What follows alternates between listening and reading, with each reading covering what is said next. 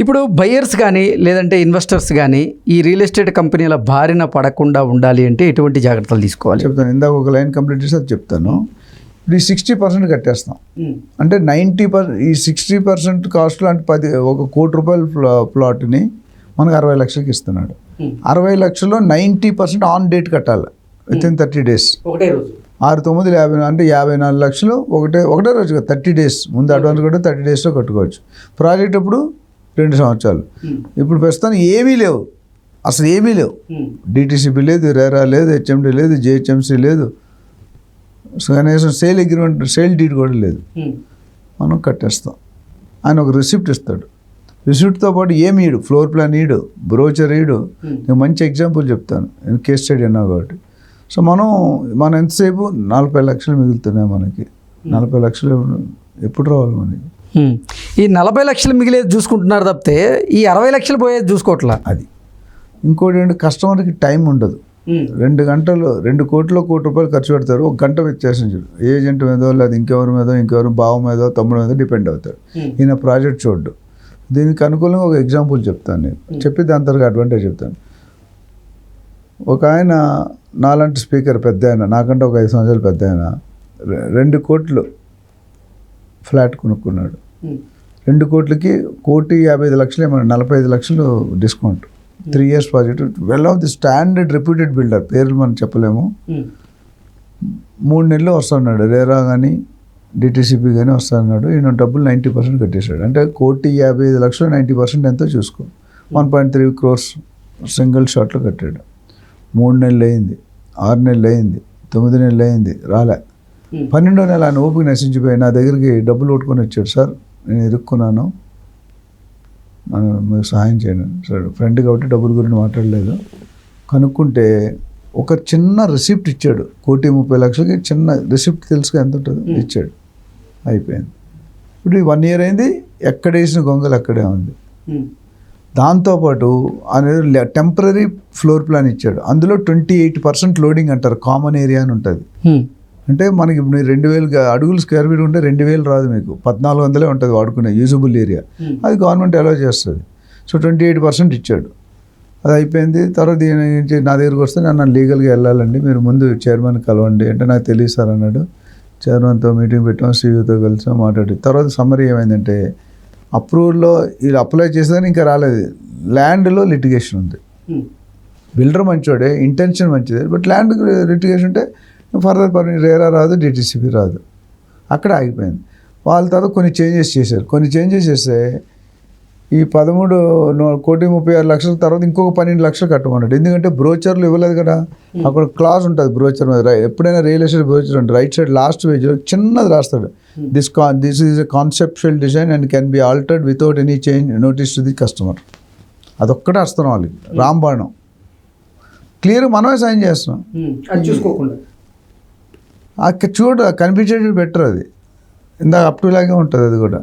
So తెలివైన వాళ్ళు అన్నీ చూసుకుంటారు, తెలియని ఫస్ట్ టైం సెకండ్. అందుకనే రియల్ ఎస్టేట్ ఏజెంట్ని అపాయింట్ చేసుకోవాలని చెప్తాను. ఇప్పుడు ఏమవుతుంది, మేము పెద్ద రద్దాంతో చేసి ఇంకా ప్రెస్ మీడియా మీలాంటి ప్రెస్తో తీసుకెళ్ళి ఓపెన్ చేస్తామంటే అప్పుడు ఆయన దిగొచ్చి ఆల్మోస్ట్ 1.5 years నాకు నరకం కనిపించింది. Depression and peace of mind లేదు. ఒక నార్మల్ మనిషికి 1,30,00,000 1,40,00,000 అంటే మామూలు మాటల. రూపాయి కూడబెట్టుకొని వారు పూట తిని పూట తినక వాళ్ళు సొంతింటి కళని సాకారం చేసుకోవాలని వాళ్ళు ఏదో ప్రయత్నం చేస్తుంటే వాళ్ళ దగ్గర నుంచి వీళ్ళు డబ్బులు కొట్టేయాలని చూస్తే ఎట్లా? ఎవరైనా కొన్ని హాస్పిటల్స్ ఉన్నాయి, కొంతమందికి ఇన్ఫర్టిలిటీ ప్రాబ్లం ఉంటుంది. ఆ వీక్నెస్ ఎంతమంది ఎన్కాష్ చేసుకోవట్లేదు. నేను అందరికీ పిల్లలు కావాలి, తప్పు లేదు. బట్ వాటర్ ఇప్పుడున్న ఫుడ్ కల్చర్ కానీ అది కానీ చాలా రీజన్స్తో దాని ఒక టార్గెట్ విక్టిమ్ అయిపోతున్నాడు. మనం ఏది చెప్తే చేయాలి. So coming back to our subject, ఈ ప్రీ లాంచ్కి ఎందుకు వెళ్తారు కస్టమర్స్ అనేది చూసుకుంటే 2 మెయిన్ అడ్వాంటేజెస్ ఉన్నాయి. ఏంటంటే రేటు చాలా తక్కువకి వస్తుంది. అది ఇస్తాడా, డెలివరీ చేస్తాడా, second phase, second side of the coin. First సైడ్లో అయితే మిమ్మల్ని అట్రాక్ట్ చేస్తున్నాడు. రెండోది మీకు కావాల్సిన దగ్గర ఇస్తాడు. ఎందుకంటే అప్పుడు ఎవడు కొనలేదు కదా స్టార్టింగ్. ప్రీ లాంచ్ అంటే స్టార్టింగ్ అంటే మీకు కావాల్సిన నార్త్ ఈస్ట్ ఫేసింగ్ ఇస్తాడు, మీకు కావాల్సిన హై రేంజ్ ఇస్తాడు, మీకు కావాల్సిన లేక్ వ్యూ ఇస్తాడు, మీకు అలాంటి చాలా ప్రీమియం కండిషన్స్ ఉన్నాయి. అవన్నీ కూడా యాక్సెప్ట్ చేస్తాడు, అదొక అడ్వాంటేజ్. డిసడ్వాంటేజ్ వస్తే చూద్దాం ఏంటంటే, డిసడ్వాంటేజ్ అంటే ఆయన పర్మిషన్ రావచ్చు రాకపోవచ్చు, ప్రాజెక్ట్ కట్టచ్చు కట్టకపోవచ్చు, బిల్డర్ ఉండొచ్చు ఉండకపోవచ్చు.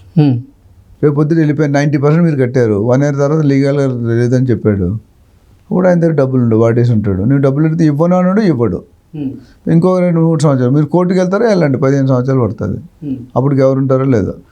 డిసడ్వాంటేజ్ అందుకని స్టాండర్డ్ బిల్డర్ కూడా మనకు చాలా ఎంతో నమ్మకం ఉండి నీకు బాగా తెలిసి అంతమంది మీరు చూడండి, ప్రీ లాంచ్ చేసేవాడు రెండో ప్రాజెక్ట్ చేయడు, వాడి intention is very clear. Board తిప్పాలి. సాహిత్య అనేది అందరికి మార్కెట్లో తెలిసిందే. 1800 crores మామూలు డబ్బులా? అవును. సో ఎంతమంది ఇప్పుడు ఇబ్బంది పడుతున్నారండి. కాబట్టి ప్రీ లాంచ్ అనేది prevention is better than cure అని నేను చెప్తాను. Don't encourage pre launch builders at all. And మీరు చూడండి, పెద్ద బిల్డర్స్ ఎవరు చేయరు. ఎగ్జాక్ట్లీ. కార్పొరేట్ బిల్డర్స్ ఎవరైతే 30 సంవత్సరాలు మార్కెట్లో అవుట్ స్టాండింగ్ ఉందో వాళ్ళు చెయ్యరు. బట్ బ్రాండ్ 30 years బిల్డ్ చేసిన బ్రాండ్ 1 సంవత్సరంలో పోతుంది. ఇప్పుడు నీకు మంచి పేరు రావాలంటే కొన్ని సంవత్సరాలు యుగాలు కష్టపడాలి. చెడ్డ పేరు అని ఒక రోడ్డు ఒక పోలీసు అనుకుంటే ఉంటే పేపర్లో వస్తుంది, Krishna man handed police man. ఏ డబ్బులు అక్కర్లేదు బ్యాడ్ నేమ్ రావడానికి, మంచి నేమ్ అలా ఉండదు కదా. సో ప్రీ లాంచ్ మీద మనకి మీరు ఇందాక అన్నట్టు ఆశ నుండి అత్యాశకి వెళ్ళిపోతాం మనం. అత్యాశకి వెళ్ళినప్పుడు ఆబ్వియస్లీ విల్ టెంప్ట్. ఇప్పుడు డబ్బు వస్తుండేది, డబ్బు ఎవరికి చేతి లలిత జ్యువెలర్స్ ఆయన అంటాడు, డబ్బు ఊరికే రాదు. డబ్బులు ఊరికే రావు, ఎవరికి ఊరికే రావు.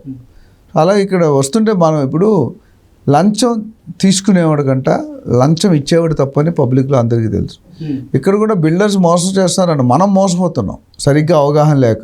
మనం ఏంటి ఇప్పుడు ఏజెంట్కో కన్సల్టెంట్కో 1-2% ఇస్తే కంపెనీలు ఇప్పుడు ఇక్కడ 60% వదులుకుంటున్నారు. అక్కడ నేను వదులుకుంది 1-2% వదులుకోమన్నా. 1% ఇస్తే ప్రొఫెషనల్ లాయర్ ఎట్లా ఉంటాడు, ప్రొఫెషనల్ ఏజెంట్స్ ఉన్నారు మార్కెట్లో. నేనున్నాను, 400,000 మంది ఉన్నారు. వాళ్ళని అప్రోచ్ అవ్వండి.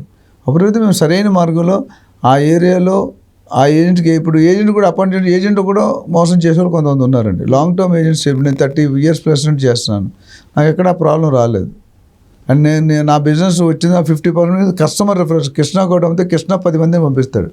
My service is like that. నేను సర్వీస్ ఇచ్చానంటే నాలాగా ఇంకొకటి ఇవ్వలేడు సర్వీస్, అలాగే ఇస్తేనే నేను మంచి సర్వీస్ ఇచ్చినట్టు.